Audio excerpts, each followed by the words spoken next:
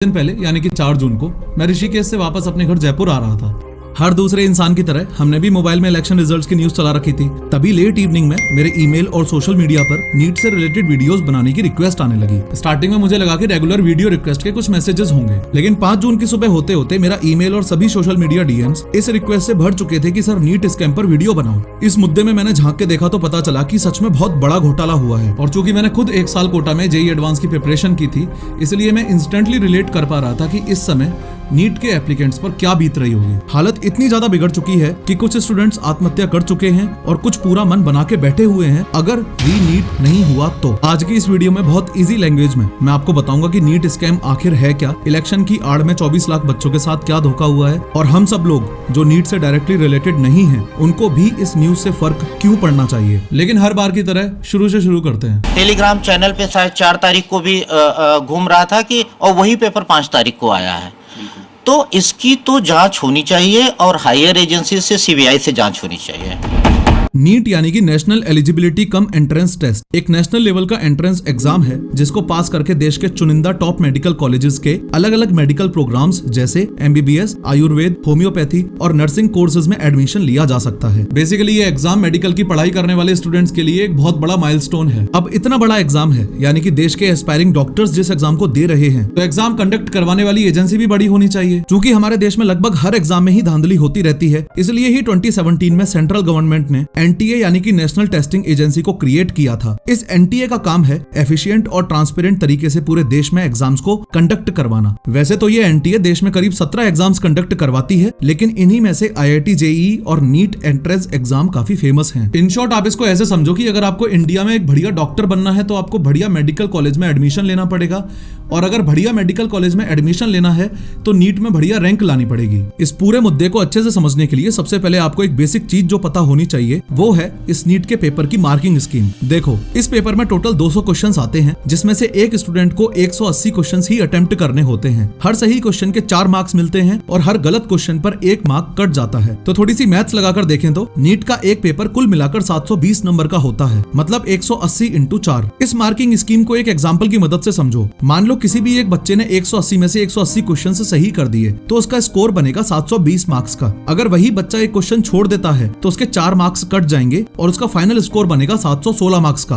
और अगर उसी बच्चे ने एक क्वेश्चन गलत कर दिया होता तो उसके 4 मार्क्स तो कटेंगे ही, साथ ही नेगेटिव मार्किंग की वजह से 1 नंबर और कट जाएगा। इस हिसाब से उसका स्कोर बनेगा 715 मार्क्स का। अब आप सोचोगे कि ये सब मैं आपको क्यों बता रहा हूँ। इसका रीजन ये है कि इसी मार्किंग स्कीम की वजह से ही एनटीए का ये स्कैम पकड़ने में आया है। देखो, जस्ट अभी मैंने आपको बताया कि नीट के एग्जाम में ऑफिशियल मार्किंग स्कीम के हिसाब से या तो 720 में से 720 मार्क्स आ सकते हैं अगर सभी आंसर्स परफेक्टली करेक्ट हो तो, या फिर 720 में से 716 आ सकते हैं अगर सिर्फ एक क्वेश्चन अटेम्प्ट ही ना किया हो तो, या फिर 720 में से 715 आ सकते हैं अगर सिर्फ एक क्वेश्चन गलत हुआ हो तो। लेकिन सबसे बड़ी दिक्कत की बात यह है कि 2 बच्चों के 718 और 719 मार्क्स आए हैं, जो कि टेक्निकली पॉसिबल ही नहीं है। इस सब के अलावा जिस दिन नीट का एग्जाम हुआ था यानी कि पिछले महीने 5 मई 2024 को, उसी दिन की पटना बिहार से एक और नीट से रिलेटेड शॉकिंग न्यूज आई थी। न्यूज भले ही 5 मई की थी, लेकिन कांड उससे एक दिन पहले का था यानी कि 4 मई का था। ध्यान से सुनना क्या हुआ था। पटना पुलिस को एक सेंट्रल एजेंसी से पेपर लीक होने की खबर मिलती है। इस इंफॉर्मेशन के बेसिस पर पटना पुलिस ने अपने शहर में तहकीकात शुरू की। इस इंफॉर्मेशन में एक डस्टर कार का जिक्र किया गया था। पुलिस ने कार की ट्रैकिंग शुरू की और इस सुपरफास्ट एक्शन में डस्टर कार के साथ 4 बंदों को भी अरेस्ट कर लिया। पुलिस को शौक तब लगा जब उस कार में से 4 बच्चों के नीट के एडमिट कार्ड्स भी बरामद हुए। इन 4 स्टूडेंट्स में एक स्टूडेंट है ये आयुष। जब आयुष से पूछताछ की गई तो ये पता चला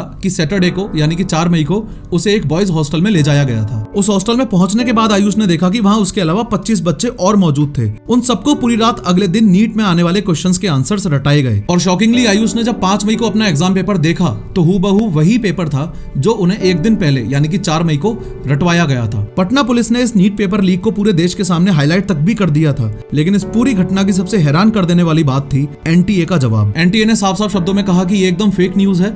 एनटीए ने अपने ऊपर लगे हुए सारे आरोपों को नकार दिया, साफ साफ बोला कि पेपर लीक नहीं हुआ है और सब कुछ एकदम सही स्थिति में है। अब चूंकि एनटीए इतने कॉन्फिडेंस के साथ बोल रहा था कि पेपर में कोई धांधली नहीं हुई है, तो सबने इस बात को मान भी लिया और नीट एस्पायरेंट्स की शायद यही सबसे बड़ी गलती थी। एनटीए ने अपनी ऑफिशियल वेबसाइट पर यह नोटिस जारी किया था कि रिजल्ट 14 जून को एक्सपेक्टेड है, यानी कि इस डेट के आसपास डिक्लेयर हो सकता है। तभी अचानक इलेक्शन रिजल्ट के शोर के बीच में एनटीए नीट का रिजल्ट डिक्लेयर कर देती है। अब आप बोलोगे कि जल्दी रिजल्ट डिक्लेयर कर दिया, इसमें क्या प्रॉब्लम है? प्रॉब्लम जल्दी की नहीं है, बल्कि पूरे के पूरे रिजल्ट की है। रिजल्ट को देखते ही हर एक कैंडिडेट, उनके माँ बाप और यहाँ तक कि कोचिंग वालों के भी होश ही उड़ गए। देखो, सबसे पहले तो आपको भी पता है कि इस तरह के कॉम्पिटिटिव एग्जाम्स में पेपर का लेवल काफी हार्ड आता है, यानी कि किसी बच्चे के पूरे में से पूरे नंबर आ पाना थोड़ा मुश्किल होता है। इनफैक्ट आज तक के रिकॉर्ड में एक साथ मैक्सिमम 3 बच्चे ही फर्स्ट रैंक ला पाए हैं, यानी एक साथ 3 बच्चे ही एयर 1 ला पाए हैं। लेकिन गैस करो इस बार कितने बच्चों की ऑल इंडिया रैंक 1 यानी कि एयर 1 आई है?